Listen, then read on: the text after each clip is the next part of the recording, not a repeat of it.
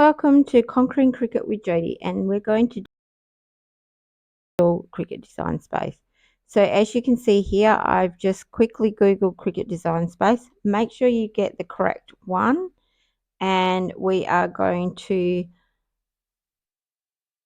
have this window pop up, and we are going to download the software for our particular machine. And the download can be located up in the right hand corner of your browser, which you will see here. And when that is finished completing, you can click on that option and you will see it starting to install. Finished installing, you are going to have the option of signing up for Design Space or signing in. For the purpose of this tutorial, I am going to sign in as a new user.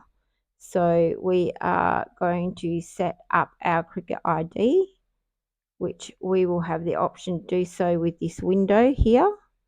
So create that ID, fill in your details, and then agree to the terms and conditions at the bottom by ticking the box and hitting continue.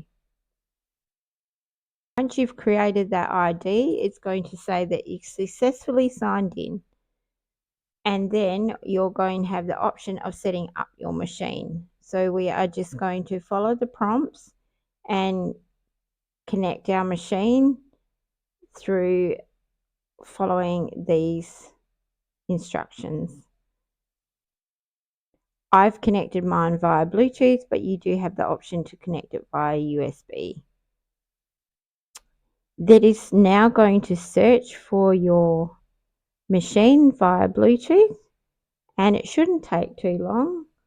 This little wheel will spin, and when you have connected, you will have a little confetti saying congrats, you've connected your machine, which you will. So we are connected. So then we are going to agree to the terms and conditions again to activate our machine. And we are all up to date, and you have successfully installed Cricut Design Space. Now going to open a blank canvas and you're ready to design. So again, thanks for watching, and until next time, stay crafty.